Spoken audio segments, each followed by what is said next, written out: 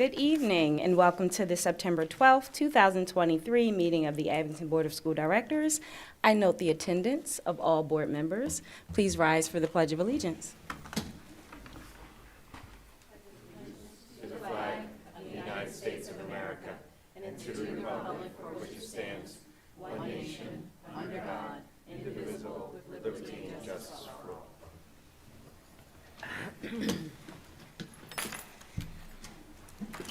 Thank you. The Abington Board of School Directors has convened this evening's meeting at the Administration Building, and the public is welcome. In consideration of the health and safety of the school community, this meeting is also being broadcast live on the Abington School District YouTube channel. This meeting is being recorded and will be accessible on the district's website and cable channel no later than Friday, September 15th, 2023, to allow those members of the public who cannot participate to view the proceeding at a later time. Comments from citizens will be conducted in person and by phone. Information regarding participating remotely in public comment will be displayed on the screen at the time of public comment, and the board thanks the public in advance for its cooperation. The board met in an executive session meeting immediately preceding this evening's meeting to discuss litigation. This is a place where we hold dignity and respect in high regard. Everyone's voice is both valued and welcomed in this space. At this time, do we have any additional announcements or agenda items? Yes, I have a few announcements this evening. First, as yesterday was the 22nd anniversary of September 11th, I would like to begin tonight with a moment of silence in honor of all those who we lost and those who were impacted by that tragic day in history.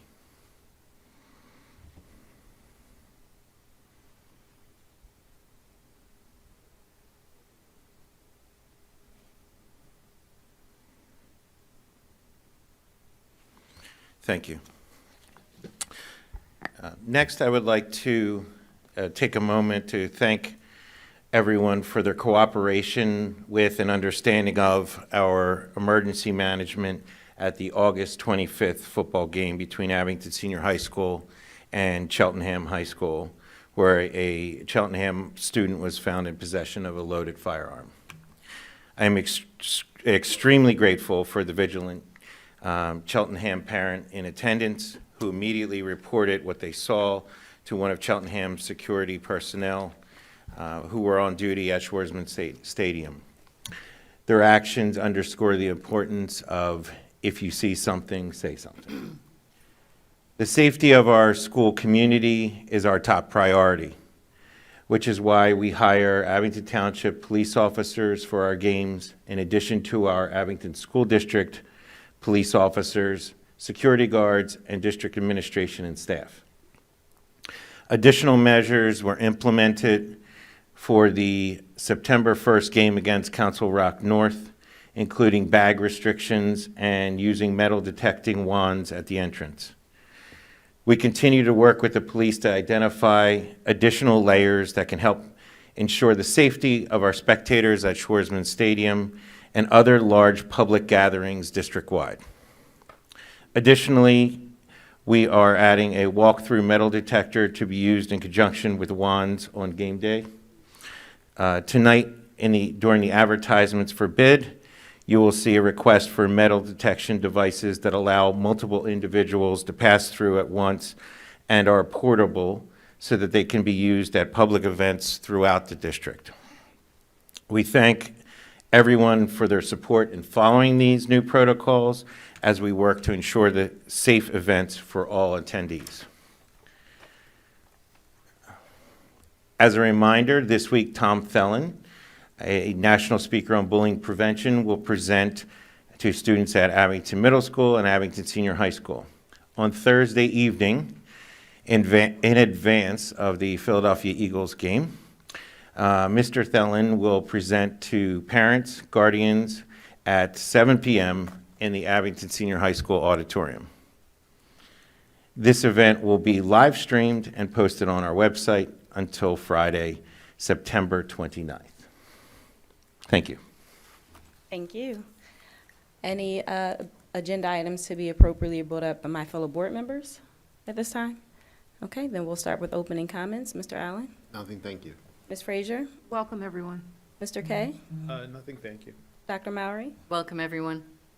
Ms. Glasser? Nothing, thank you. Mr. Muhammad? Nothing, thank you. Ms. Fazy? Nothing, thank you. Dr. Kleiman? Nothing, thank you. Dr. Fetcher, anything in addition? Nothing addition. I just want to make sure that I reemphasize that that Thursday evening is in advance of the Philadelphia Eagles game, Yes, and will conclude prior to the game. And there's a live streaming option, too. yes. Thank Thank you. I appreciate that. We can proceed with our student council representatives. Welcome back. Right. From Abington Senior High School, Jonah Campbell.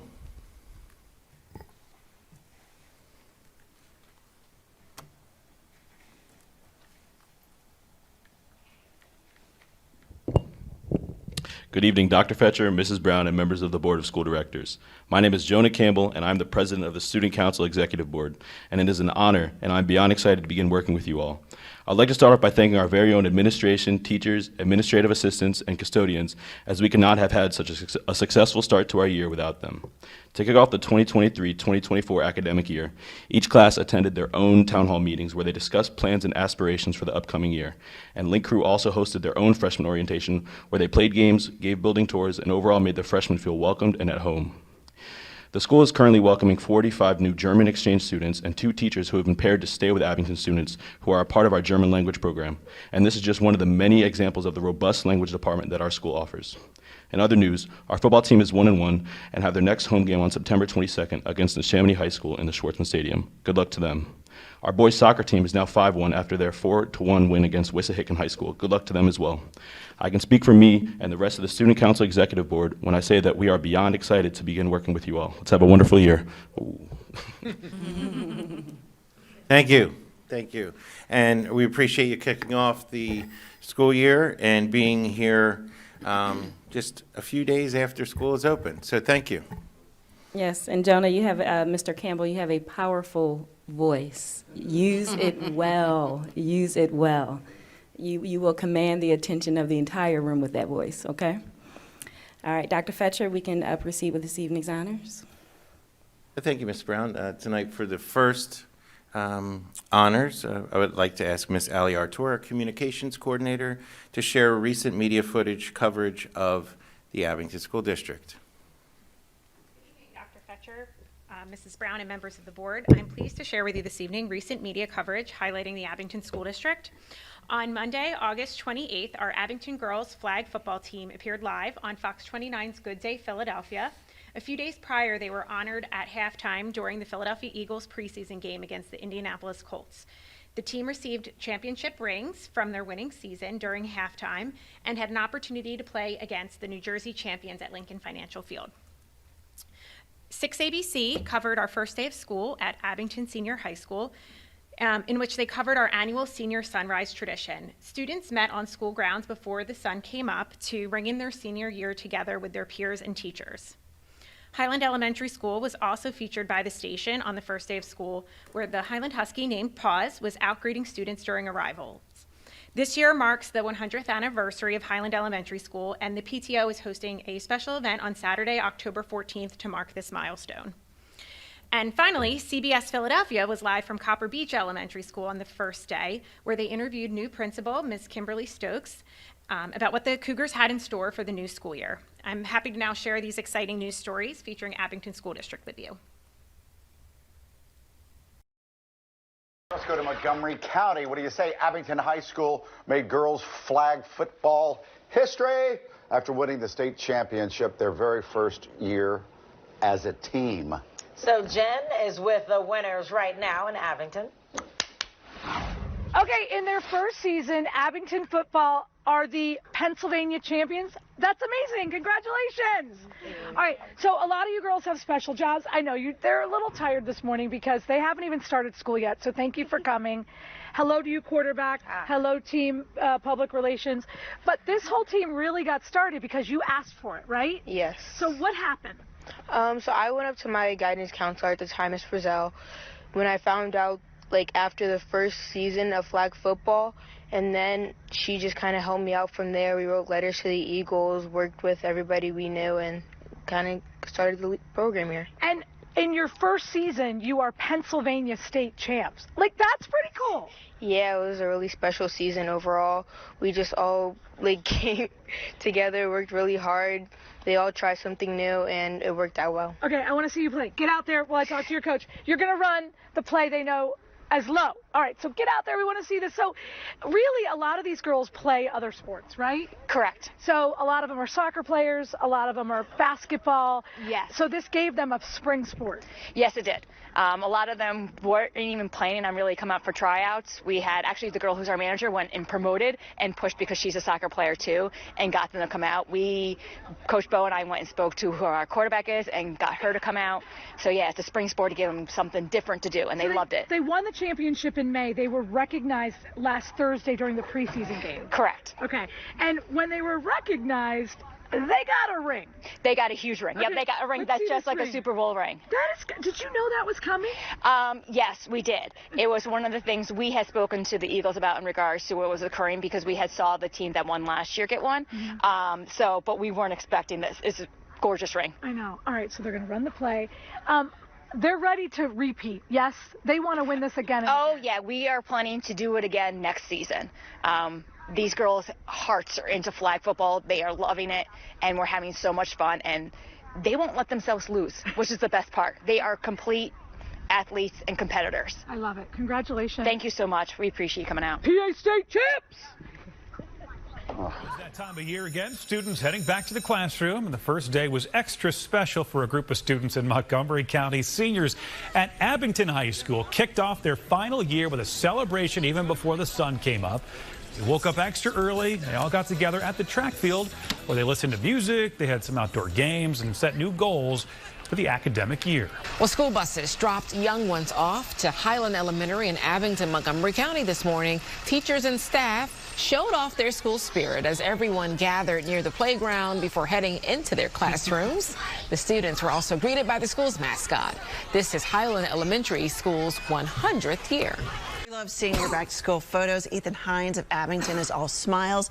For the first day, the third grader loves reading the Magic Treehouse books and wants to be a zookeeper, bless you, when he grows up. Share your first day pictures at 6abc.com/backtoschool. Okay. And students all across our region heading back to classrooms, a lot of them today, including the Abington School District. CBS News Philadelphia reporter Jasmine Payute joining us live from Cooper Beach in Glenside, where in addition to a new school year, there's also a new principal at the school. That's exciting for them. Jasmine, good morning to you.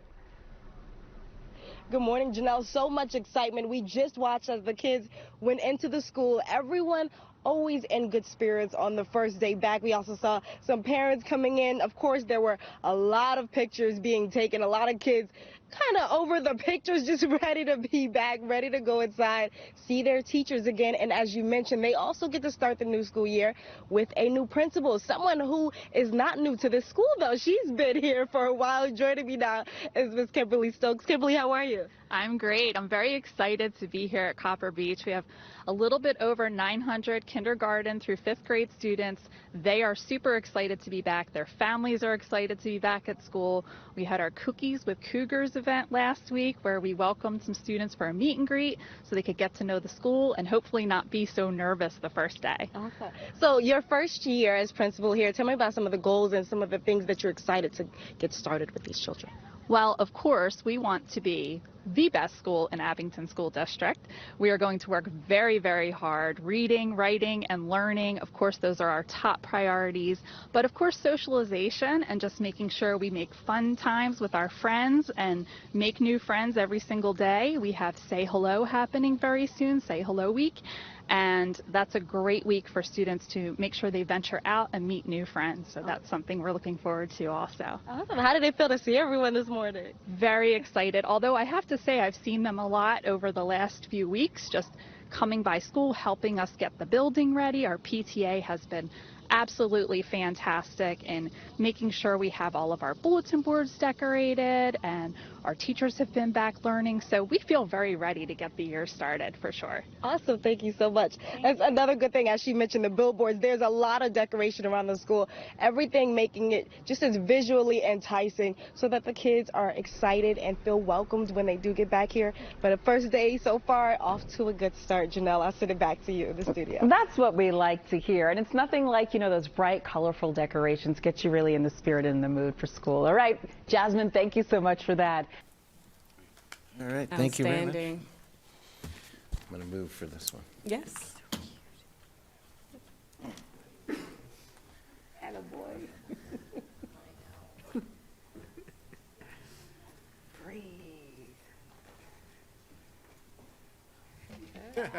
Look at I'm going to ask Mr. K to join me down here. That's awesome.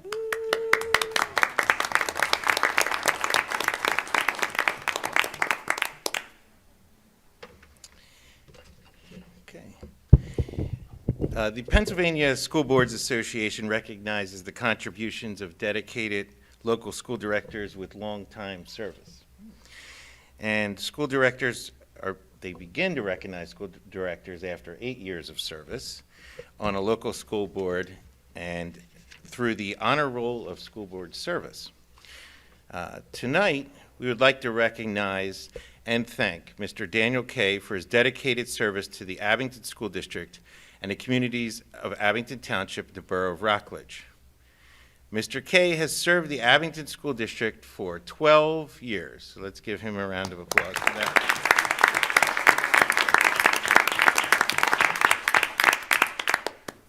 Unfortunately, this evening from PSBA, Mr. Colin Dempsey could not attend. However, he sends his congratulations and thanks for your service for public schools. He also sent, it's not as big as the ring that's on that we previously saw, but a certificate for the honor roll for 12 years. Thank you. And on behalf of Abington School District, this is a print of the original schoolhouse, Abington Senior High School, where I think you spent some of your years. Indeed.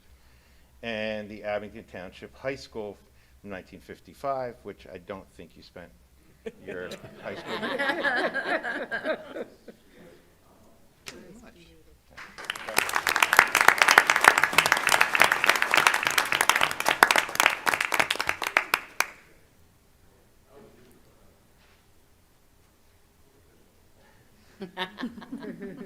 Lovely. I'm going to say something. So, Dr. Fetcher said I was allowed to say something, so I thought I would. I just wanted to say that 12 years went fast, and it's been a great experience, challenging to work so closely with a wonderful community, made even more special as I'm a graduate of Abington, and my family has been here for quite some time, about 50 years. I don't think I will ever be able to look at the district the same way after I leave, because I've learned so much. You represent children and families, and you spend so much of your energy and your passion and your love in a place like this. You can't help but love the people who are here. My son went through the district, my nieces and nephews, everybody, and this is a pinnacle moment for my family because of the group of people I serve with, the administration, and especially Dr. Fetcher. Dr. Fetcher is a phenomenal leader, but a wonderful person, has great compassion, and I believe that is seen in the faces and the actions of all the administration, the teachers, everybody who works for this district. I also wanted to say that if you want to do service, that trying to be a part of the school district is just about the best thing that you could possibly do. The committees that you could be on, the way you could support groups, the Active Academy kids who come to where I work, build a great relationship with the community. We have volunteers, some members of the flag football team come to where I work and they volunteer as well. Parents who participate in things we do. It's such a wonderful community. It's just amazing. And the fact that I, a mid-level student, could have my name somewhere on the school is kind of an exciting thrill for me. So as I'm going to be leaving soon, I just wanted to say that this board, specifically this board, I think has been just about the most supportive, delightful, encouraging group of people I could ever hope to serve with. And I just thank you for this award. It just means a lot. Thank you.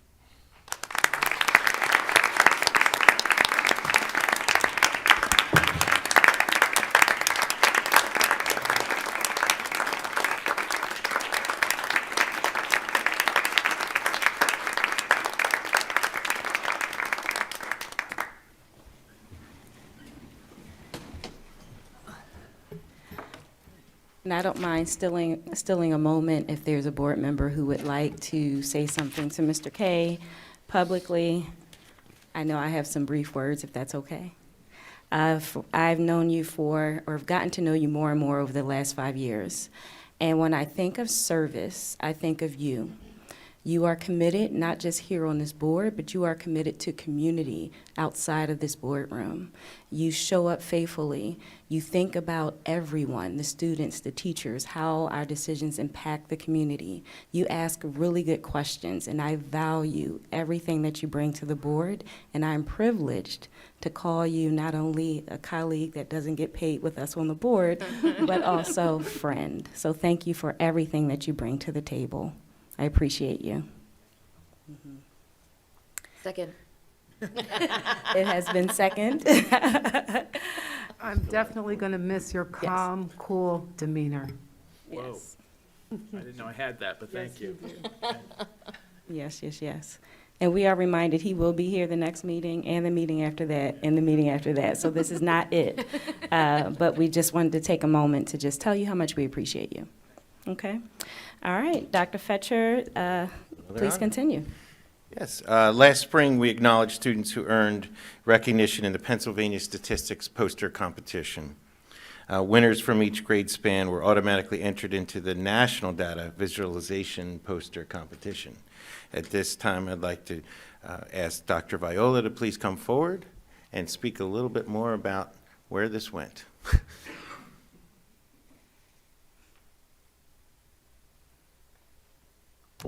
Good evening, Mrs. Brown, Dr. Fetcher, and members of the Board of School Directors. As Dr. Fetcher shared, last spring we acknowledged students who earned recognition in the Pennsylvania Statistics Poster Contest.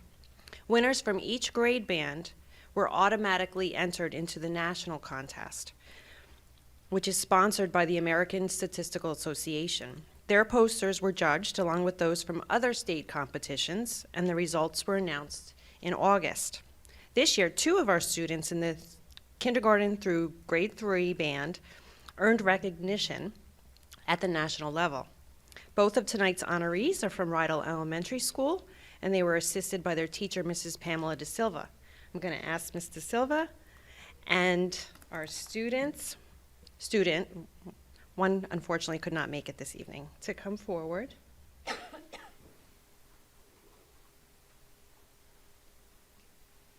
First, we would like to congratulate Etta Permit, who unfortunately could not be here this evening, but her poster, Recycle or Not, received an honorable mention and earned her a certificate.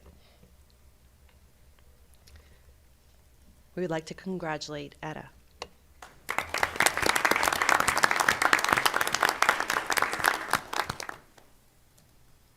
Next, we would like to congratulate Sadie Feeney, who is here this evening.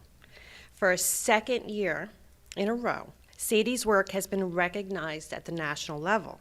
Last year, she earned an honorable mention, and this year, she earned second place for her poster, A Swift New Album. So we'd like to congratulate Sadie.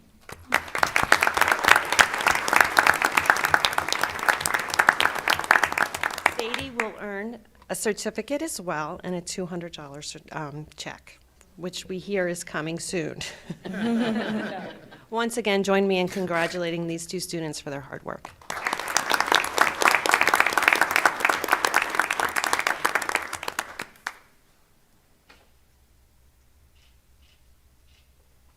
Thank you. Thank you. Congratulations. Amazing work. Maybe with the check that you receive in the mail, you can buy half of a ticket for a Taylor Swift concert. A quarter of a ticket. I meant the, like, way up. Oh. If I could, I just want to say congratulations again. I did look at the data on both of the posters, but taking something that you're so passionate about, are you a Taylor Swift fan? Like, how big of a fan? Huge fan, right? Right, huge fan. This is information you can send to her and tell her November is her month. Was it November, if I remember correctly? November is her month, and you know, she may write you back. Send it to her. We'll see. Congratulations. And if there's any extra tickets, if she invites you somewhere, superintendent would love to support you. Yes, yes, yes. Thank you so much, and congratulations to all. A lot of great honors this evening. Dr. Fetcher, please proceed with this evening's orientation. Okay. Tonight we have Mr. Todd Berge, Director of Facilities, who will be presenting an overview of Abington's construction, renovation, and maintenance planning. Mr. Berge. Good evening, Dr. Fetcher, School Board, and Abington School District community. 2 weeks ago, on August 29th, there was a special board meeting where the findings of Abington School District's feasibility study was shared with the school board and community. Not highlighted that evening were the efforts and 5 years of efforts that went into planning for that presentation. In addition, the presentation itself just shared the actual feasibility study. It didn't share what the next steps will be. Tonight I wish to share a summary of the planning and history of the next steps moving forward.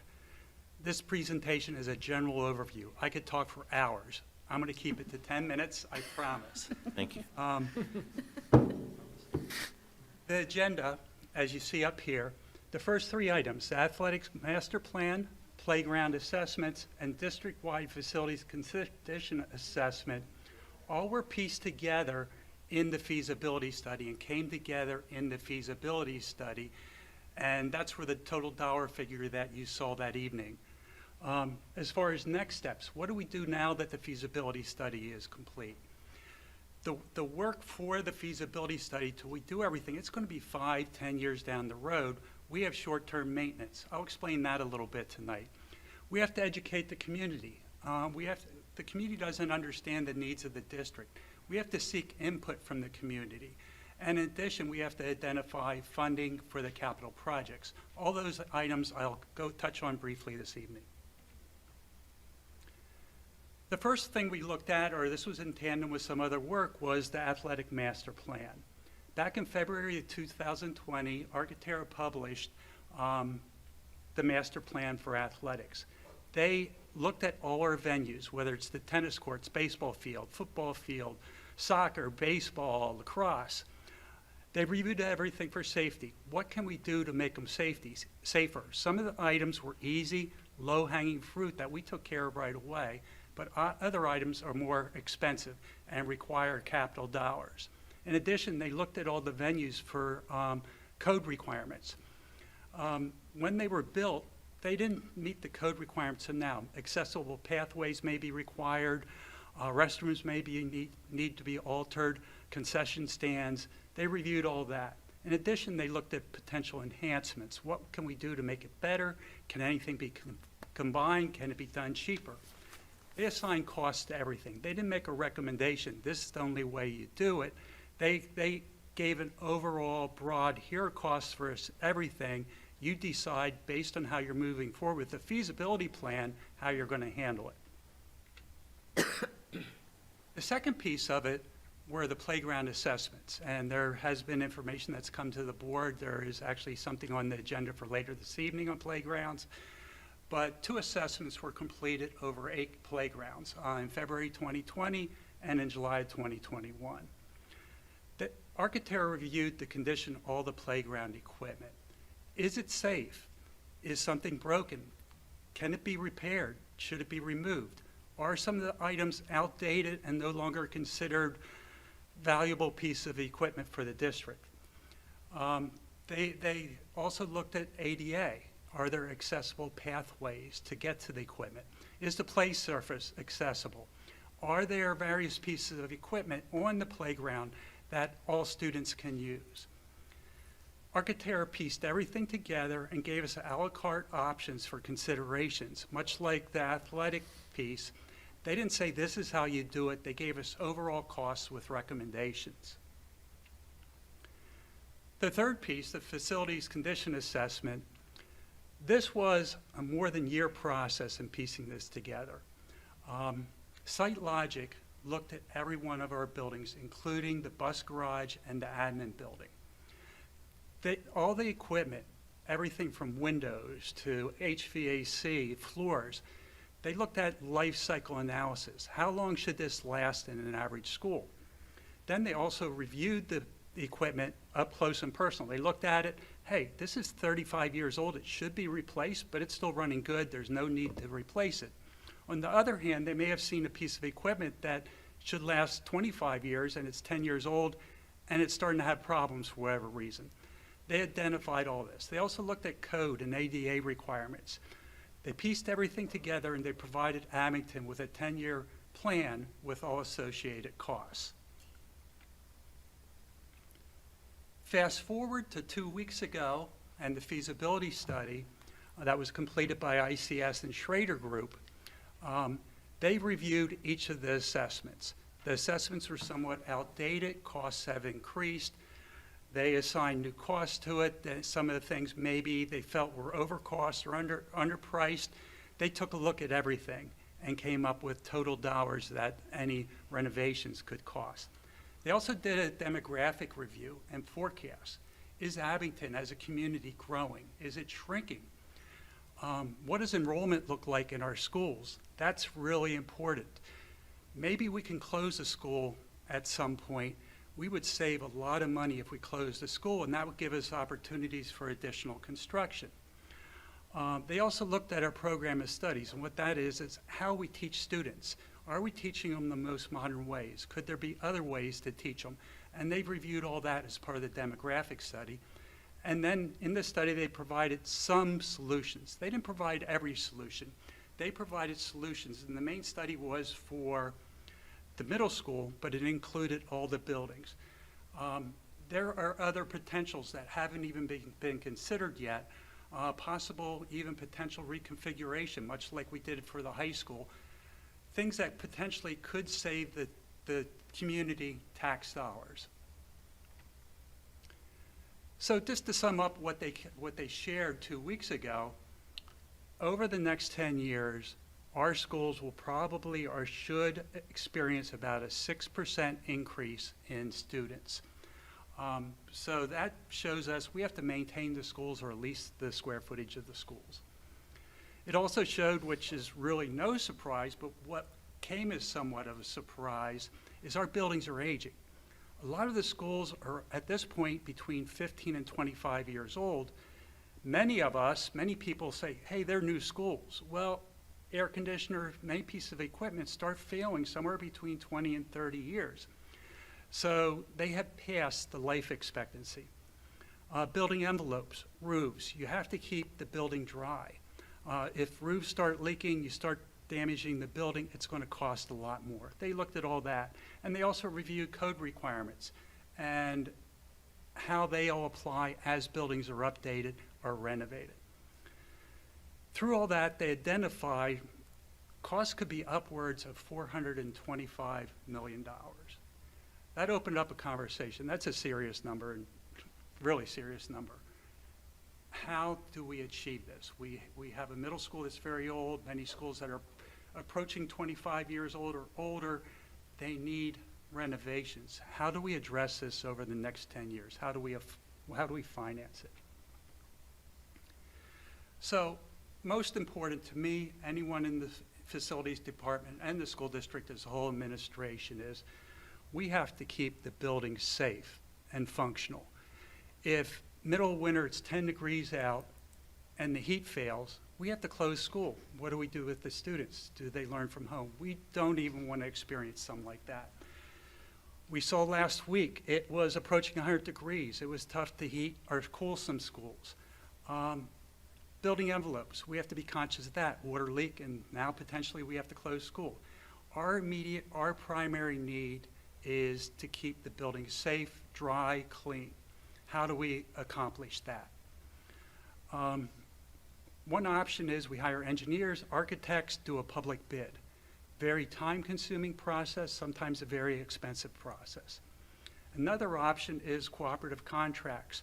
Whether at the state level, there are also some local organizations, they have contracts that we could join under for contractors or to purchase equipment to get work done.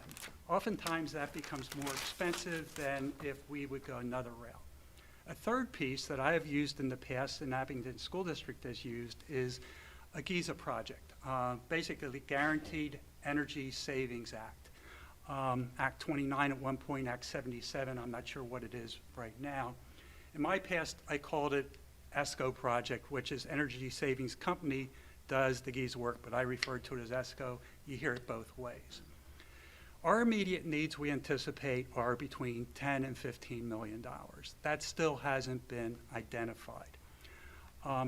What we will be doing is putting out an RFP to selective contractors for replies, for proposals on how to get some of this work done.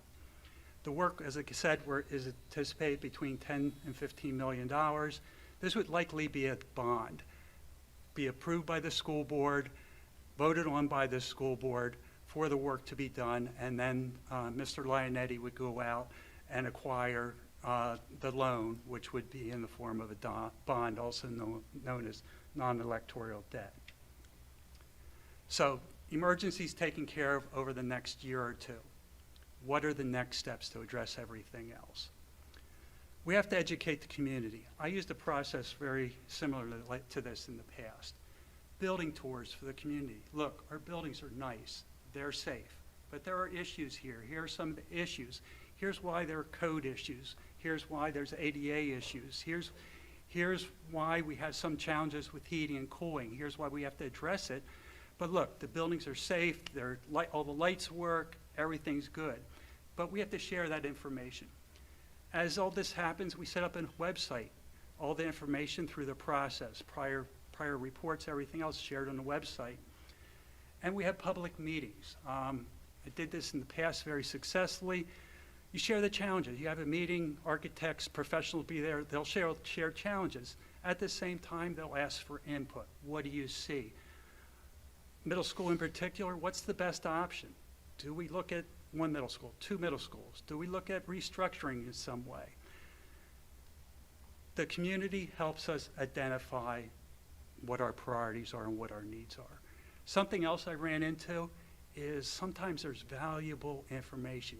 The administration and architects and engineers step back, they debrief, and they say, wow, that person gave us an idea we never thought of. It's really important, valuable to bring in the community. So in conclusion, Abington budgets, whether it's the general budget, construction budget, fund balance, it cannot support all our needs over the next 10 years. Bonds, non-electoral debt, which I explained for construction, it's a partial solution for the immediate needs, but not a long-term 10-year solution. We've been speaking with ICS and others as to what options we would have to get this done. Is it consistent tax increases? What is our best option? And one option that came to the forefront was a referendum. For those that don't know, a referendum, unlike the school board voting to borrow money, this is going to the community, to the polls, have the community vote.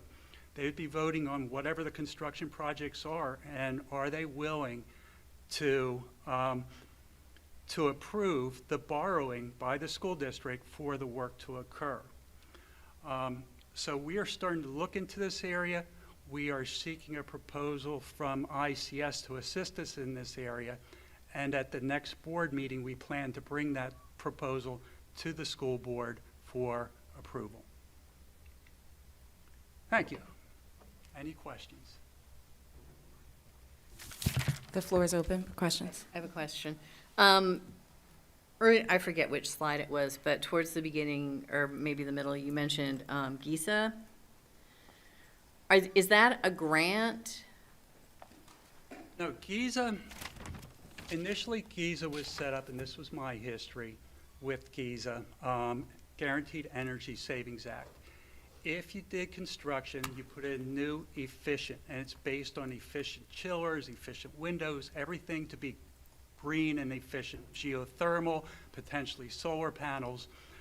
You do that work, you show that it pays back over the term of the bond of the borrow. It's called guaranteed savings for that. Over time, it has changed a little bit. I am not familiar with the exact law. We're still looking into and reviewing it, but it can be used for other things as well that are identified as costs that the district will be incurring. So in terms of the bond then, do those savings get us a lower rate? I'm trying to understand the connection between this and. The process is a process, an efficient process of acquiring work to be done. What the Guaranteed Energy Savings Act allows you to do is to take a look at what potential savings in your energy costs may help fund the cost of your debt issuance. Oh, I see, okay. And you have to be careful because cash flows change all the time. In a period of rising energy costs, you may not seek those savings, but it's truly a mechanism to be more efficient and control costs than perhaps the public bid option. So it's a very viable option that we've used in the past to do things more swiftly, gain more control over project design, and create an atmosphere where public bid isn't quite so detrimental to processes and cost. If I can, it's actually, and Mr. Lionetti's right, it's more of a procurement methodology than anything else. It is an RFP process, request for proposals, less as opposed to an individualized bid process. It does give you more control over the firms that are ultimately selected to do the work. And the idea is conceptually that the savings realized will help offset the cost. There is a guarantee. But again, as Mr. Laney pointed out, costs go up. And some of the things that qualify as savings are things like capital cost avoidance. Well, you don't get revenue from a capital cost avoidance. You can't, you can't pay a debt with a capital cost avoidance. So some of them are more sort of theoretical. They're not actually savings in terms of more money in the bank, if you will. But that's the way the law is set up. Okay. And then I have one quick follow-up question, and then I'll be quiet. What's the current interest rate for bonds right now? I don't have the information, but I'd be happy to talk to our financial advisor and get you that information, because it fluctuates daily. Fun. Okay, all right, great, thank you. Any additional questions or comments? On slide 8, I'm sorry. Go ahead. It's your night, Mr. K. No, my question was just going to be more of, with the community, next steps and things like that. Do we have kind of a ballpark thought of when we're going to be having these meetings, or what process needs to happen before we even get there? So at the next board meeting, we'll be prepared to recommend to you a process and extension, engaging services with ICS, and that would provide a timeline of when these meetings would occur and what types of meetings and what types of surveys as well. On slide 8, you have this slide. You have the anticipated calls for immediate needs at 10 to 15 million, correct? Yes. And that's the bonds that Mr. Lionetti is going to be procuring soon. The process for this is, and I didn't explain it thoroughly and completely, we still don't fully know what our needs are and exactly costs or anything at this point. So the RFP will be to various companies to take a look and make recommendations to us. Through that process, the board will be kept up to speed. There will be awards in this process. So it's not something that's happening behind closed doors, but it is something we're starting to look at this point. So I don't have an exact number for you. It's anticipated at this point, and anything, actions that happen, it would come through the board. And slide 10, these are just potential funding solutions, not just for the short term, but for the longer term, 5 to 10 years that you referenced earlier. For the short term, like if something breaks tomorrow, we use the general budget. Potentially construction fund if it's really huge.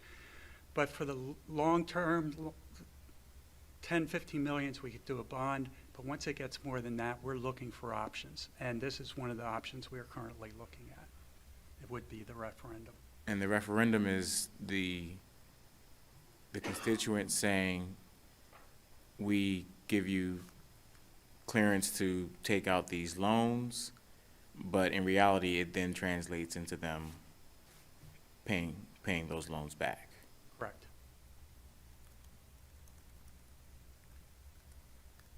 You mentioned $400 million to complete all of the work based on the supporting data. How does that number compare to the $10 to $15 million that was listed on slide 8? The $10 to $15 million are things that are breaking or we see are going to break very soon. The process, if we go referendum, even construction, design and everything, when the high school, that started, I think in 2016, it was 2022. So the process is 5, 7, maybe even 10 years. There are things at some of the buildings that aren't going to last that long, and we have to start addressing right now. But part of that, and it was shared during the referendum discussion, we don't want to replace some and tear it out 5 years from now. So that's where that's where the GIZA comes in, talking to the ESCOs and seeing what their recommendations are. How can we fix some of this stuff that needs to be breaking to ensure that we don't replace it 10 years from now? The $425 million was for everything that was looked at, overwhelmed, everything. But we haven't even identified that as being a firm number. There are possibly better options and less costly options. That was the high number that was provided. Can you speak to the concern of things breaking down now? Where are we now? How are we fixing things so that our students are in safe, dry, clean spaces currently, today? Well, dry is an easy one. A roof, you may get leaks here and there, but it's not going to soak the kids. It's other issues. The roof leak, the repairing roofs, is not an immediate concern. That doesn't just break like that. HVAC, we saw with the really hot days. It was so hot, some of our equipment, for lack of a better, it had a mental break. It just couldn't handle the amount of effort it had to give. The computer was then saying there's too much, it's drawing too much electricity, it's running too long, too hard, it shuts it down. In some cases, some things broke. Even new things break on occasion. A coil during the heat wave over at the high school broke. So the guidance area lost cooling during that heat wave. If something breaks, we have staff here, we have professionals, we have contractors. We can get it repaired very quickly and fixed, in most cases, very quickly. Some things do have longer lead times, but we find solutions. The solutions may be fans, and in some cases, they're fans. But that's what we're trying to address here, and with the ESCO project, address the immediate needs that we see, rather than kicking them down the road for a number of years. Thank you. Any additional questions or comments from the board? Can we go back to slide 8? So I know you said you weren't entirely sure what the immediate needs are. Are you able to say how immediate, like what is the timeline we're talking about when we say the word immediate? And what are some of the things that you anticipate being an immediate need? Immediate, and maybe this is my definition of immediate. In construction facilities, nothing is immediate. Immediate is some 1 or 2 years from now. Immediate is some before 5 years from now. If we go to referendum and have to do everything, first, anything can happen is probably 5 years from now. I'm viewing immediate as it can't wait five years. It has to happen 4.5 years or sooner. And most of the stuff we're looking at within the next two years. Okay. So my apology for using the word immediate. In my mind, that's between now and 5 years from now. Yes, that's a helpful clarification, because then later when you're referring to next steps, it seems like there's a lot of things that need to happen within those next steps. So again, I was sort of curious as to what you would anticipate, how long that taking, because as we've heard from some community members, there's some challenges with the buildings that they're eager to see addressed now. And so, from a community member perspective, what things, how are we prioritizing, I guess, some of those needs, and what does that timeline look like? For these items on this slide here, it is things we identified or will be identifying as they can't wait, they have to happen, and it's what we have to do to keep the buildings open. The rest of it is we have to identify, part of what we have to do is identify what our funding will be. If we can't get if we can't get $350 million, then we're going to have to try and figure out another way to do things. And then we have to really pick priorities, really drill down what are our absolute needs. We're not there yet. We don't have that information at this point. And then you had listed these sort of 3 options for how to address immediate needs. And are there pros and cons to each that you could talk through? Is there one in particular that seems more ideal than the other? Well, the Giza project is, in my opinion, the best, and through conversations internally, for this type of work, a lot of it primarily being HVAC and roofs, the Giza is the best way. It's one, the quickest. 2, you work through the firm, you get what you're looking for and what you need. Engineers and architects, you have to develop extensive specifications. There's costs associated with that. You have to get approval to hire the architect, approval to seek an architect, hire an architect. It'd be coming back and forth to the school board. It'd probably drag out, for much of that, close to 2-3 years. Cooperative contracts, probably just as fast, or if not faster than Giza, but there's cost implications that could end up costing more. Giza, they bid between, when the engineer does the project, they bid it between multiple contractors. So they actually do the bidding for us, so we don't have to do it.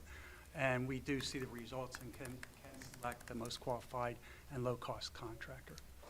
So, Yep, go ahead. just for point of clarification, so if we were to begin this process in this fall, the work that would be done under the Giza, we were looking at probably the earliest start of the summer? Ideally, a lot of the work would happen in summer.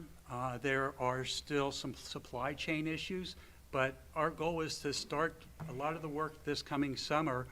Some of the work could happen during the school year without any impact to students. And potentially some stuff would carry 2 years, but I don't see anything here lasting more than 24 months. Anything lasting more than, can you say that last bit? 2 years. So anything that I'm calling immediate, 4 years left, I'm thinking can be done in 2 years. My opinion is it can happen in 2 years, if not 1. I see. And have we used Giza in the past for other projects?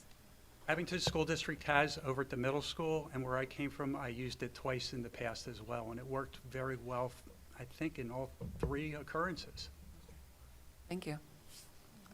You've actually done, you even prior to the middle school, you did a district-wide Giza project many years ago, which I believe was successful as well. Yes, it was a $6 million project where we addressed lighting, some windows, water consumption, and other HVAC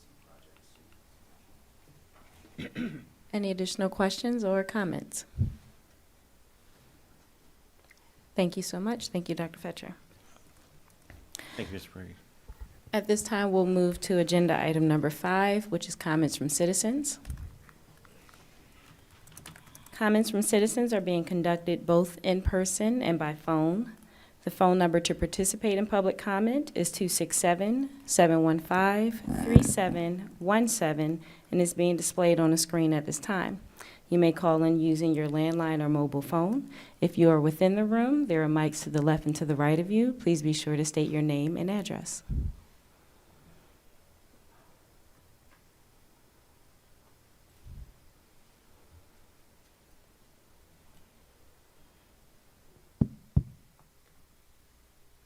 Good evening, ladies and gentlemen. Joe Rooney, I live in Ardsley. I'd like to pull our heads out of the clouds a little bit about dreaming about spending $300 or $400 million of somebody else's money, and just kind of remind everybody that yesterday was the 22nd anniversary of 9/11. I was glad to see on the district website that there was a picture of the Twin Towers. I know school's coming just back, but as a Marine, the father of military people, airline pilot who flew the day before that in New York, and also I was drilling at the Pentagon. Great saying came after that, was never forget. So just in honor of those people, I'm just going to remind everybody, there were 22,977 victims of the Islamist terrorist attack on the towers of the Pentagon and all of America. And remember, freedom isn't free. Among the dead were 343 New York Fire Department people and also 71 New York Police Department officers. Most people run away from danger, and some people run towards it. And those are the people we owe our thanks to. Additionally, 7,000 military has died since then, keeping America safe from terrorists around the world. And an incredible 50,000 have been wounded, varying degrees. There's also our friends and allies who have suffered with that also.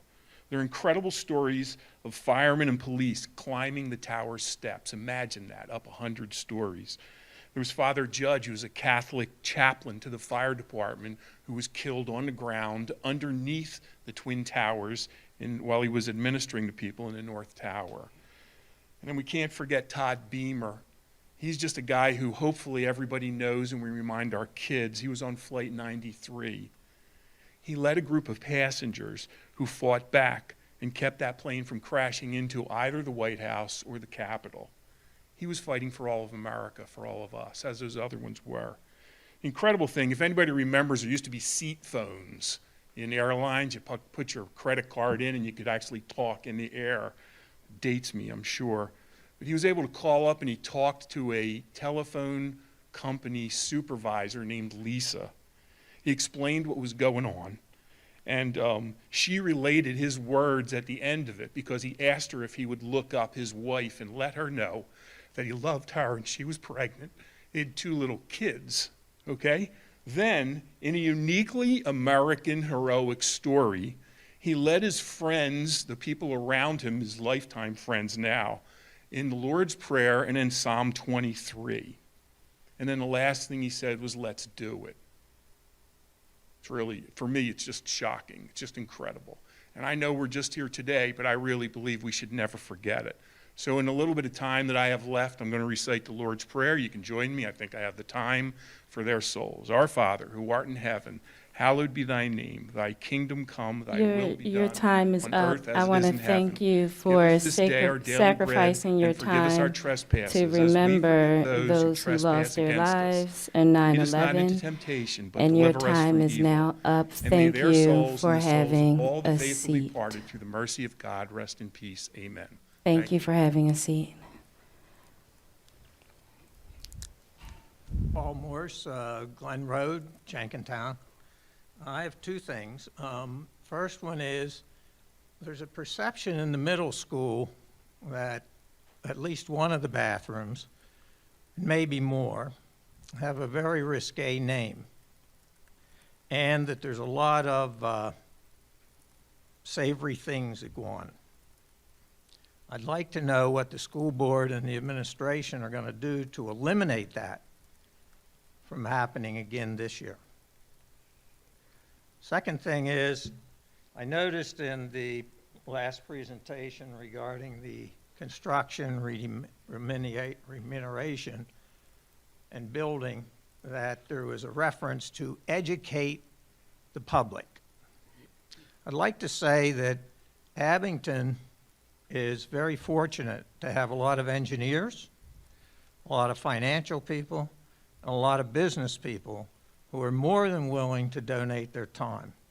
And I would suggest that the board and the administration seek out these people so that they can add their expertise to these areas to minimize the tax impact on the community. Thank you. Thank you for your voice. There are mics to the left and to the right of you. If there's anyone else within the room who would like to make a public comment. Mr. Sneed, we can move to the calls. Next citizen for public comment is phone number ending in 4006. Please state your full name and address. Meredith Barr, Oliver Street, Huntington Valley. Thank you. We can hear you. Wonderful. Thank you. Good evening, respected board members, teachers, parents, and community members. Thank you for hearing our emails, calls, and concerns. Metal detectors at public events is absolutely amazing. While I am ecstatic, and I am really ecstatic, I would like to encourage you to continue this effort to keep our children safe. I stand before you not as a concerned parent, but as a representative of many parents who share the same concern. Our children's safety is paramount, and we believe that proactive measures are needed to ensure such incidents as the Cheltenham-Abington football game incident do not reoccur. I believe the installation of metal detectors in both school and at school-based events can serve multiple purposes. One is deterrence. The mere presence of detectors can discourage potential offenders. Two is safety. They can help early detection. Three, peace of mind. Knowing that these measures are in place can provide reassurance to all of us. We understand that there may be reservations about the cost or perceptions it might create, but we believe that the safety of our children is priceless. Moreover, with community support and potential fundraising, we can work together to address this financial aspect. I would welcome an opportunity to serve on a committee to assist with these efforts. Our children's safety is our collective responsibility. We urge the board to consider our proposal not just as a reactive measure to an incident, but as a proactive step towards ensuring the safety and well-being of our students. Thank you again for initial steps, and please continue this effort. Thank you. Thank you for your voice. Mr. Sneed?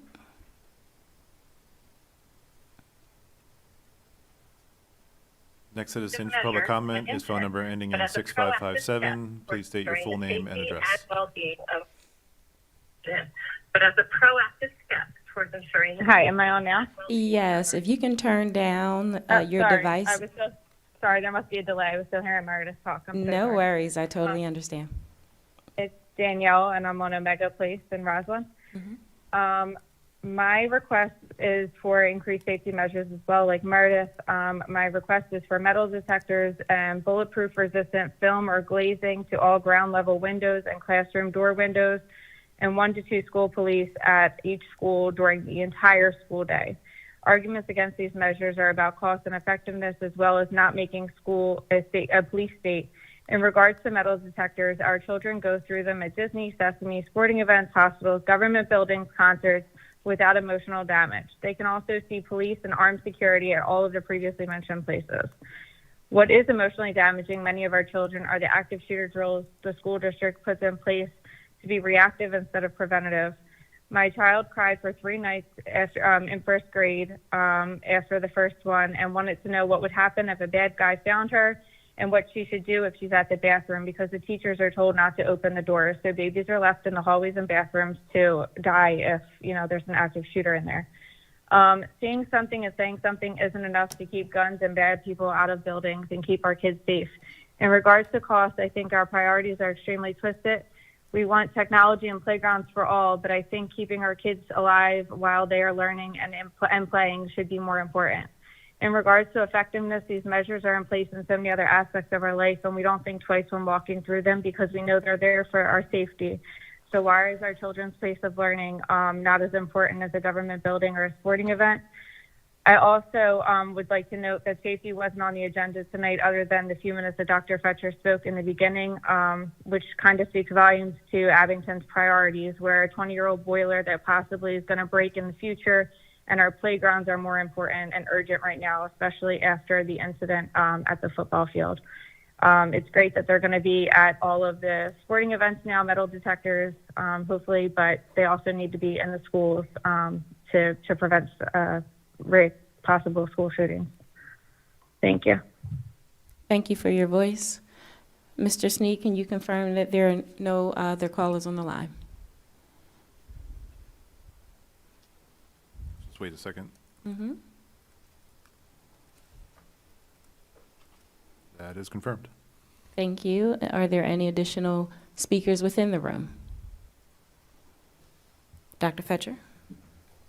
First, in terms of honoring those who lost their lives on 9/11, throughout the district, embedded within our curricula are lessons to ensure that our children who weren't alive at that time have an education to understand and never forget. And I think that is essential, and that's the expectation of the district, that there is an honor on that day, and it continues K-12 throughout the district and age appropriate.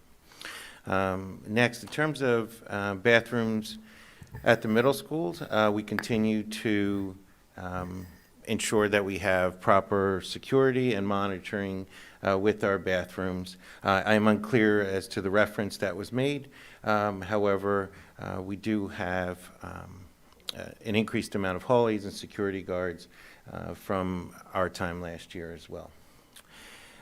In terms of the metal detectors and increased devices, as I mentioned earlier, we will continue to work with the Abington Police as well as some of the agencies that will come in and look at our facility to make sure that we do have safety measures. We will increase those safety measures as they're recommended to us. And of course, this evening, as I mentioned earlier, and I just want to reiterate, that there is a advertisement for bid this evening for a portable device. This was a very new type of device within metal detection, and it allows crowds to be able to walk through by multiple people and not just a single file line. So it is something that I think will definitely be worthwhile in terms of our public-facing events and large group activities to be able to get people through. I mentioned earlier to the patients that the individuals have had coming to the first event, and I asked for continued patience as we try these new types of preventative measures. These things take time. My ask is that people give ample time to walk into the stadium, and we will get everyone in, but it's going to take some time, and it's a new measure. And we have our security guards being trained on how to do that effectively and efficiently, and we are working in cooperation with the Abington Police Department. Thank you.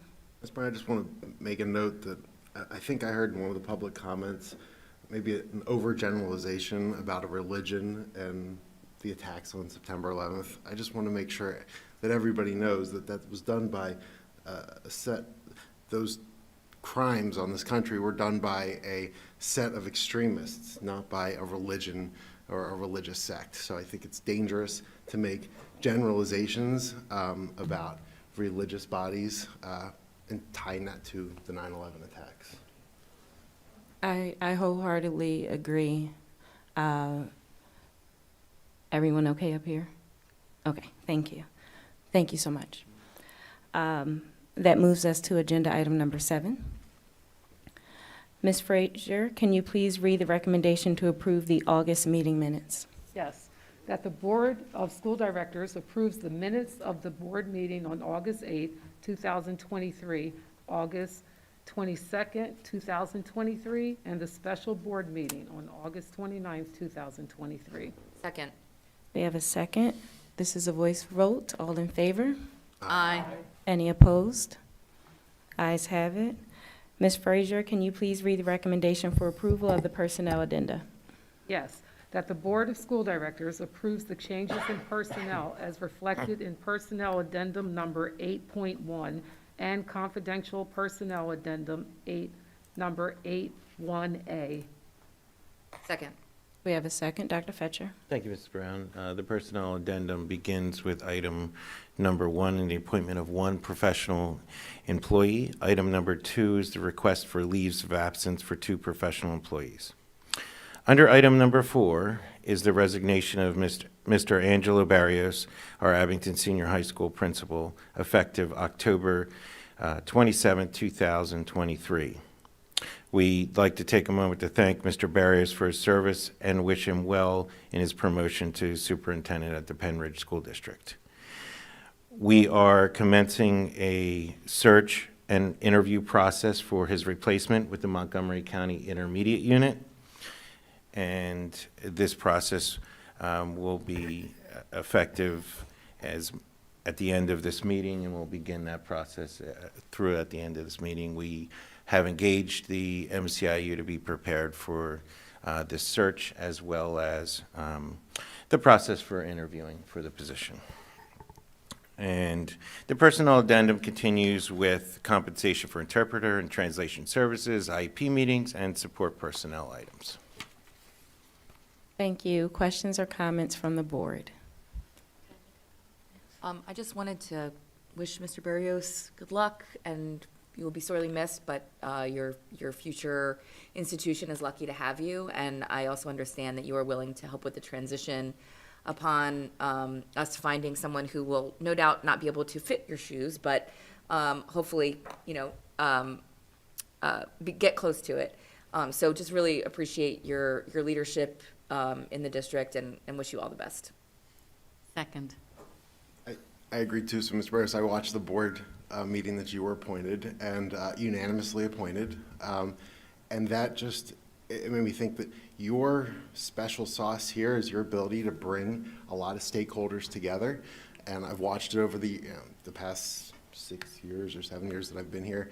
And I think that those talents are really going to make you a fantastic superintendent, and wish you all the best.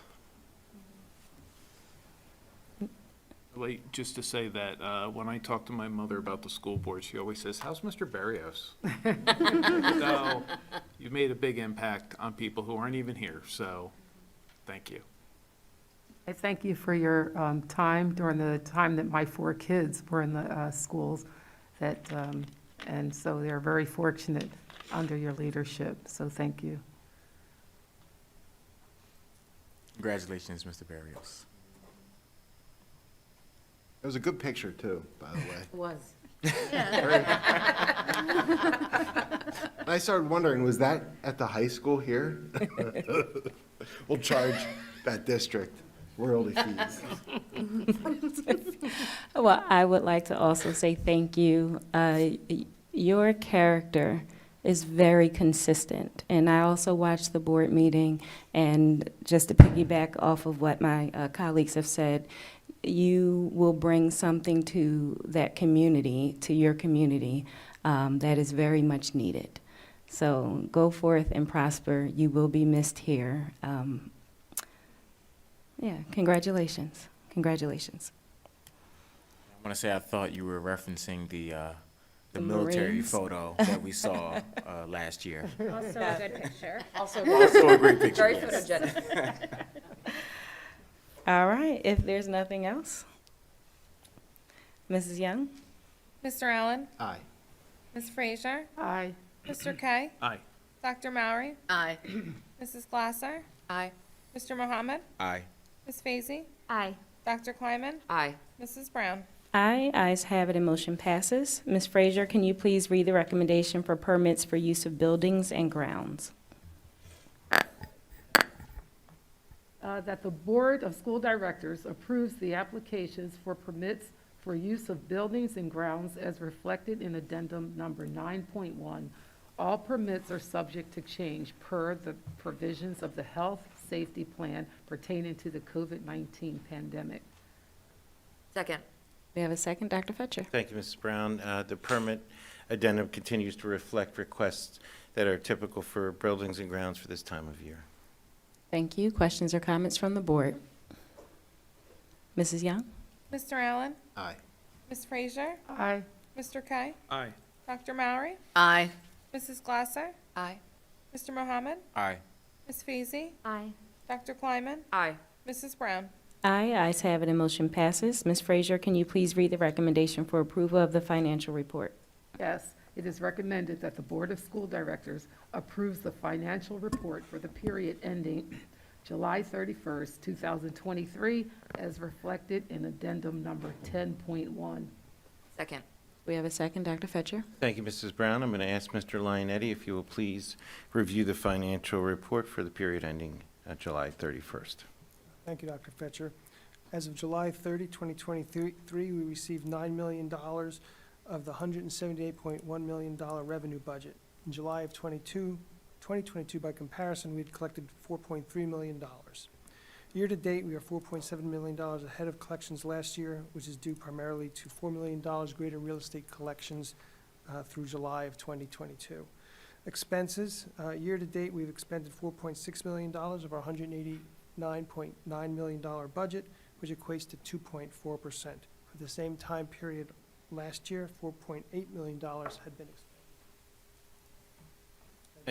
Thank you, Mr. Lionetti. Questions or comments from the board? Mrs. Young? Mr. Allen? Aye. Ms. Frazier? Aye. Mr. Kai? Aye. Dr. Mowry? Aye. Mrs. Glasser? Aye. Mr. Mohammed? Aye. Ms. Feasy? Aye. Dr. Kleiman? Aye. Mrs. Brown? Aye, ayes have it, and motion passes. Ms. Frazier, can you please read the recommendation for advertisement for bids? Yes, it is recommended that the Board of School Directors approves the advertisement for bids as reflected in addendum number 11.1. Second. We have a second, Dr. Fetcher. Thank you, Mrs. Brown. First, we have two requests for permission to advertise this evening. The first one is for our playground renovations at Copper Beach, Roslyn, Rydell East, and West Elementary Schools. The second advertisement this evening, as mentioned earlier, is for the weapons screening detection system. And that system obviously will take some time to arrive, so in the interim, we will have a walkthrough, metal detection, as well as the wands that we have received from the county to continue to use those as well.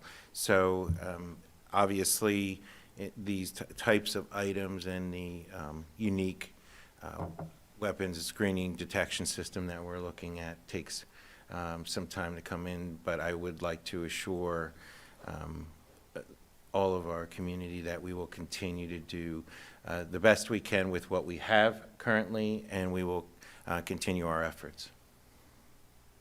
Questions or comments from the board? So in regards to the weapons screening detection system, a bid means that we're just exploring what our options are in terms of what we can purchase and what that cost will be? Yes, so that will go out for advertisement. We'll receive bids with various pricing, and at that point, we will make an evaluation as to what we will recommend to you as the Board of School Directors for an award. Thank you. Within this bid, is this just for the sporting events, or is there an idea or planning to use it as part of the students' everyday experience walking into schools? First of all, this bid is for one detection system. So it's for one entrance. There are essentially two pillars that are mobile that can go and span a large space. And so this would be for only one entrance, but it can be moved from entrance to entrance. At this point, these this item is for public-facing large events. And I understand and, you know, have heard from community members that they would like, you know, an increase in this detection. This is our step in looking at what we can do with the public and having members of our public or members who aren't part of our community who enter into our these large public-facing events. So that is that's the reason why we are looking to purchase this equipment. They could be moved not only for the stadium, but you can, if we had a concert or a public-facing event like a play, we can also move this device from event to event. Thank you. Any additional questions or comments from the board? Just that we have an amazing amount of security at all the different buildings over the years of installing them and making them safer. So I want, you know, residents to remember that this is for this specific situation, but safety has long been paramount. The amount of money and bids that I've seen in my years has gone up dramatically because that's what we need. And I think that it's important for everyone to take this seriously and do their part, you know, from small things like try not to keep doors open and try not to give the front desk people grief when they're asking for your IDs and on down. Like there are many levels of safety going on in the Abington School District. This is just the next one. To that end, I think it's important in having some history here.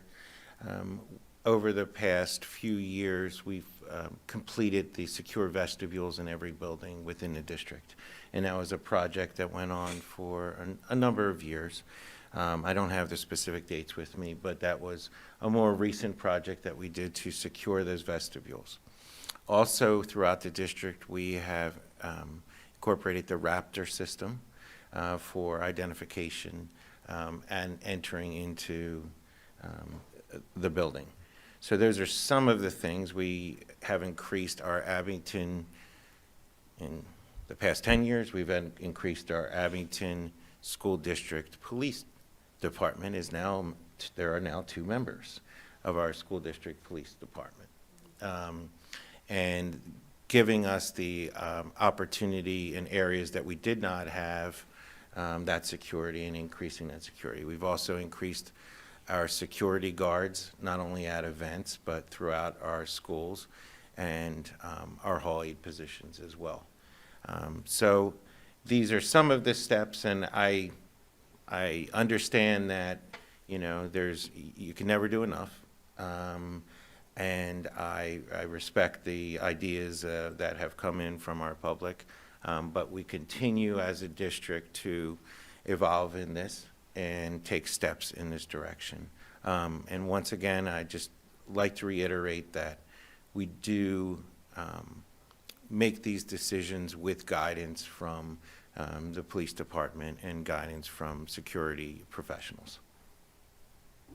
Thank you. Any additional questions or comments from the board? Mrs. Young? Mr. Allen? Aye. Ms. Frazier? Aye. Mr. Kay? Aye. Dr. Mowry? Aye. Mrs. Glasser? Aye. Mr. Mohammed? Aye. Ms. Fazy? Aye. Dr. Kleiman? Aye. Mrs. Brown? Aye, ayes have it and motion passes. Ms. Frazier, can you please read the recommendation for awards of contracts?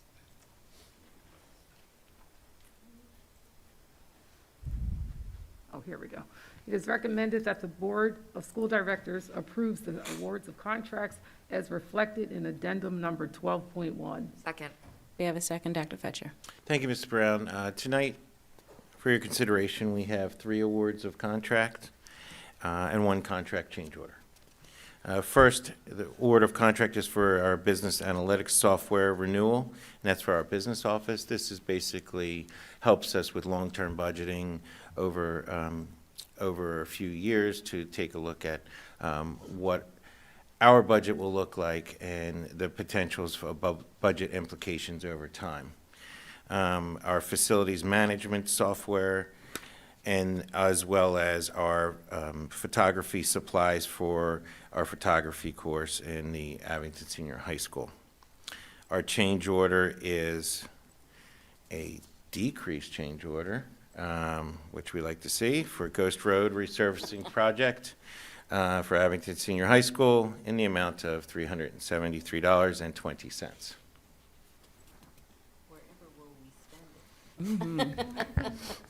Questions or comments from the board? Mrs. Young? Mr. Allen? Aye. Ms. Frazier? Aye. Mr. Kay? Aye. Mr. Mallory? Aye. Mrs. Glasser? Aye. Mr. Mohammed? Aye. Ms. Feasy? Aye. Dr. Kleiman? Aye. Mrs. Brown? Aye, ayes have it, and motion passes. Ms. Frazier, can you please read the recommendation for approval of budget transfers? Yes, it is recommended that the Board of School Directors approves the transfers within the district's 2022-2023 budget as reflected in addendum number 13.1, and authorize the administration to present transfers in the future when required. Second. We have a second, Dr. Fetcher. Thank you, Ms. Brown. Tonight I'm going to ask Mr. Lionetti if you would please review the budget transfers. Thank you, Dr. Fetcher. The State Auditor General and the school code require budget transfers. We have budget transfers for the 22-23 school year in the amount of $4,122,000. Excuse me, let me rephrase that. Let's go to the bottom of the form. We have budget transfers in the amount of $4.6 million, which is a minimal 2.5% of the overall expenditure budget. It's anticipated that perhaps we'll have budget transfers again in the December timeframe as we prepare and work through our audit with our internal independent auditors. Thank you. Questions or comments? Could you explain why you have to do this? Like, I know it's in the code, but what's the benefit for doing it? So the benefit and requirement is that when we present a budget to you for your approval, it's a roadmap to where we believe our expenditures are going to be. And invariably, sometimes we have to redirect resources to spaces that we were not anticipated. For instance, you ask often about charter schools. Enrollment from charter schools last year was higher than anticipated, and we expended more than anticipated and more than we had budgeted. Similarly, as good a job as our special ed department does, they get students that sometimes have needs that need to be placements, and some of those placements were larger than we had anticipated. And similarly, we can look at all the major objects and all the major functions on this document where we expended some more funds than we anticipated because of changing needs over the course of a 12-month period. This happens, how often would you say? Is it just annually, but then you mentioned the December one as well? We have, in the past, done it as many as 2 times during the audit period. So sometimes we've done this as early as June, but always in the November timeframe after we see if our auditors have any recommended changes. So typically that second round is much more minimal because we have a good track record of being very accurate. Any additional questions or comments from the board? Mrs. Young? Mr. Allen? Aye. Ms. Frazier? Aye. Mr. Kay? Aye. Dr. Mallory? Aye. Mrs. Glasser? Aye. Mr. Mohammed? Aye. Ms. Feasy? Aye. Dr. Kleiman? Aye. Mrs. Brown? Aye, ayes have it, and motion passes. Ms. Frazier, can you please read the recommendation for school psychology services? Yes, it is recommended that the Board of School Directors authorizes the administration to contract with Pediatric Therapeutic Services, PTS, for the provision of school psychology services through December 15th, 2023, in an amount not to exceed $26,000. Second. We have a second, Dr. Fetcher. Thank you, Mrs. Brown. I'm going to ask Dr. Rosenthal if you could please review this item. Thank you, Dr. Fetcher. Yes, this is a contractor that we use for occupational therapy and physical therapy and behavioral therapy services already. We're comfortable using them. We have one school psychologist out on leave, and this is in order to cover until she returns. Thank you. Questions or comments from the board? Mrs. Young? Mr. Allen? Aye. Ms. Frazier? Aye. Mr. Kite? Aye. Dr. Mallory? Aye. Mrs. Blosser? Aye. Mr. Mohammed? Aye. Ms. Spacey? Aye. Dr. Kleiman? Aye. Mrs. Brown? Aye, ayes have it, and motion passes. Ms. Frazier, can you please read the recommendation for the confidential student matter? Yes, one moment. It is recommended that the Board of School Directors approves the confidential student matter as reflected in addendum number 15.1. Second. We have a second, Dr. Fetcher. Keeping in mind the confidentiality of student matters, I can answer any questions that you may have. Questions or comments from the board? Mrs. Young? Mr. Allen? Aye. Ms. Frazier? Aye. Mr. Kite? Aye. Dr. Mallory? Aye. Mrs. Blosser? Aye. Mr. Mohammed? Aye. Ms. Spacey? Aye. Dr. Kleiman? Aye. Mrs. Brown? Aye, ayes have it, and motion passes. Dr. Fetcher, any additional announcements or? Yes. Yes, I okay. provide you with conference attendance and professional leaves for your information, as well as capital improvement projects report. Thank you for those reports. Any questions from my colleagues?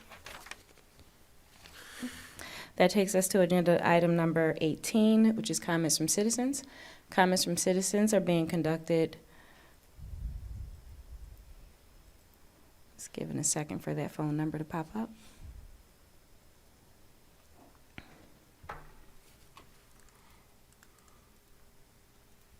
Thank you.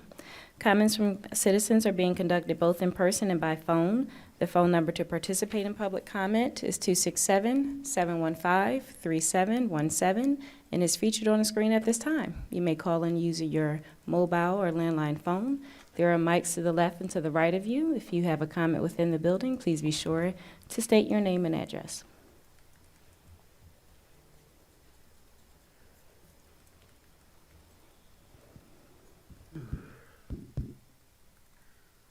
Yeah, Joe Rooney. First, for Mr. Allen, this is what I said. There were 19 Islamist terrorists who hijacked 4 airplanes. Never forget this. They murdered numerous people in those airplanes with knives and box cutters. They were unarmed. They killed pilots. And then they crashed 4 airplanes and they killed 2,977 people in America. That's what I said. You're weak, okay? Nobody expects you to actually march towards trouble. And I can't believe that that's what you said, but that's okay. I don't like being misrepresented. Perhaps you didn't hear me, but I don't know. The second issue is that you talk about $300 or $400 million. Again, when I went for the capital improvements, whatever, we borrowed $100 million or $90 million, and we got a $25 million donation from Mr. Schwartzman, an unbelievably generous man. When we borrowed that $90 million, it was for the high school and more. What was it for? How was that done? I know it's been all spent, and I know the high school exceeded the projects, but what about that other money? The second one is, when I was a kid, we had 9,000 kids in Abington School District. There was also Bishop McDevitt High School with almost 2,000 in it. Queen of Peace had over 800 kids in it itself. Now we're talking about 75 going to 8,000, 8,500. How did we do that? We have enough classrooms in this building here and in Ardsley School with the buildings that we already have without building any new buildings. I haven't looked at the project, but $300 to $400 million coming out of somebody else's pocket. We're going to have a referendum so that taxpayers can vote to spend money for the next 25 years. This is not a starting point. I mean, again, I've told you all before, you have a tough job because these plans are nuts. They're nuts. And people in Ardsley, people in North Hills, people in Rydell, you can't even imagine $400 more million worth of borrow. It's just crazy. Thank you.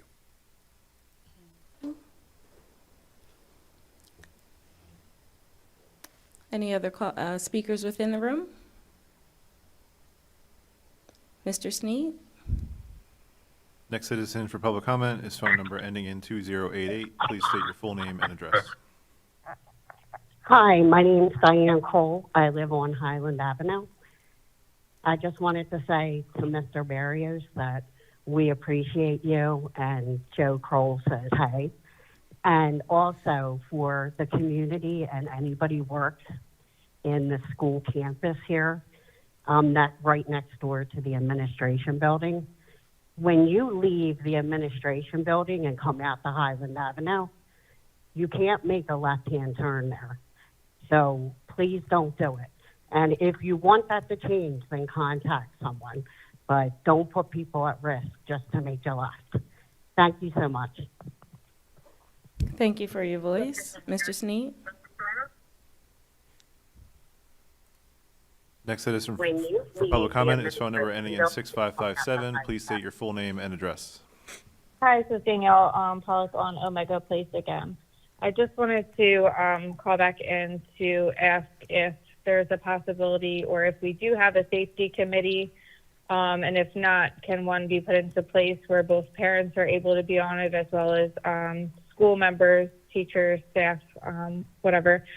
And if meetings can be public, so that there's transparency with what measures are being discussed as far as safety goes, and that we can have more of a say in what is being discussed and what we're looking into. And also, if bullet-resistant glass has been looked into, I was told that there was possibly bullet-resistant glass put into the office windows, but I don't know if that includes the front doors of the buildings or side doors or anything like that. So I wanted to see if any of that could be touched on. Thank you. Thank you. Mr. Sneed? Next citizen for public comment is phone number ending in 2020. Please state your full name and address. Good evening. William Anderson, Township Line Road, Oaklands Park, PA 19027.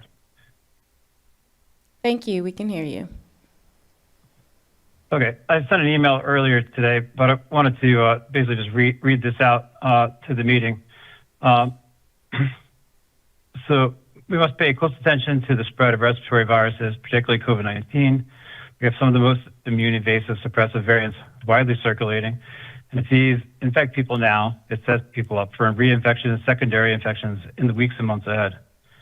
I'm asking this, that the email that I sent earlier and these comments obviously be added to the record. Hospitalizations are still lower than prior peaks, but they have been steadily increasing in Montgomery County. And since that is a lagging indicator, and with extremely limited testing, we know that infections are much more widespread. And the wastewater data also backs this up. So this is happening because the latest variants have evolved to evade and suppress our prior immune response. Plus, everyone that hasn't been infected in the past 6 months has a waning of the immune response from prior infections and vaccines. This is setting us up for more infections of the latest variants. And these variants are also more likely to persist in viral reservoirs for months or years after the initial infection. And there are studies which I've attached to the email sent that you can review later. But as far as my requests are air purifiers, there's air purifiers in classrooms, I guess throughout the district, but in particular my children's school. And I found dozens of studies that show the benefits of using air purifiers with HEPA filters. They help reduce transmission by as much as 65%. And let's see, the following are I get sent 2 examples with of studies showing the benefits of air purifiers. The use of air purifiers isn't controversial, while offering a significant reduction in transmission. I believe everybody understands their transmission, but if anyone requests more studies, I would be happy to provide them. So the question is, does every teacher turn them on even when they have them in the classrooms? Which is my biggest question. And I don't think so. And teachers are people; they forget. It isn't on top of their mind. And if we could send reminders from time to time, that could go a long way to helping. But even better than that, if we could set up a system of like setting up automatic timers, then that would be the ideal situation. It takes the pressure off the teachers to even have to worry about turning them on or off. So I'm requesting that to also add regular monitoring and maintenance schedules of the air purifiers to the duties of maintenance staff. I want So the to teacher shouldn't be responsible for letting someone know if the filter needs to be changed. Thank you for your voice and your time, and we definitely read every email that comes to our board box. Thank you so much. Thank you. Mr. Sneed? Next citizen for public comment is phone number ending in 6211. Please state your full name and address. Hello, my name is Beth Hendricks. I'm calling from Treble Road, and I wanted to just say thanks so much to the board and to all the hard work of the officers and the planning that has gone into addition of the metal detectors at the events. As a parent, I dropped off my new high schooler at the game with his friends, and, I brushed off feelings of, I hope everything's going to be okay, and to have that be the outcome, was very stressful. So I feel a lot more comfortable going to a game or dropping my child off at a game to know that they're safer with the metal detectors. I wanted to know if you could please issue in writing the exact plans moving forward, what is going to be put in place exactly. I know there were additional procedures at the Council Rock game, so I just want to know what is going to occur moving forward. Is that going to be for all events? Would that be indoor events like a basketball game, a football game? Is that across the board? And also, I would like to know some more information on what is in place to keep our schools safer. So with that being so close to home at a game, it made me a little bit more nervous about the school setting as well. So I'd like to know more information as a parent about what is in place to keep our kids safe on all levels. And I loved Danny's idea about the committee, so a parent committee in addition to experts, so we could all talk together and figure out ways to keep the schools as safe as possible. Would be wonderful. Thanks so much. Thank you for your voice. Mr. Sneed, can you confirm that there are no additional callers on the line? That is confirmed. Thank you. Are there any additional speakers within the room? Dr. Fetcher. Thank you, Mrs. Brown. I think number one, what I hear this evening is a request for more information regarding our safety throughout the district. And what I will do with that, and I can answer some of that this evening, but in order to go into more depth, we will do an orientation on district-wide safety plan at one of our upcoming board meetings. And I think that way we can go into more depth as to what is currently in place and what are things that we may choose to look into as a district. I think in terms of the input for our facilities, I think we have a great opportunity as we look at our facilities condition assessments and our feasibility planning and get public input. I think that is an excellent opportunity for us to get input from our parents and from our community members in regard to safety features within our facilities and within our buildings.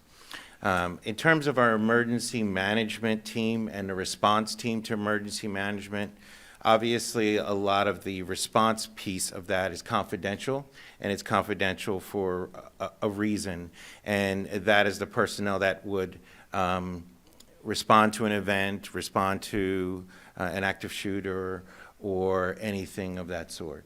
And so taking a look at that, we are definitely interested in receiving input from the public. We do need to maintain a confidentiality when it comes to the emergency management response. And I think that the other thing is we've talked about a little bit about, there were questions about the resistant films that are on our glass. Every entrance within the school district has the resistant film on them, and that was paid for by a grant. And with the safety grants, we've also added radios throughout the district, which are directly connected to the Abington Police Department, as well as increasing camera systems throughout the district for safety as well. So those are just some of the things, but I really believe that if we had an orientation on this, it would be able to provide the public with more information to which they seek. Thank you so much.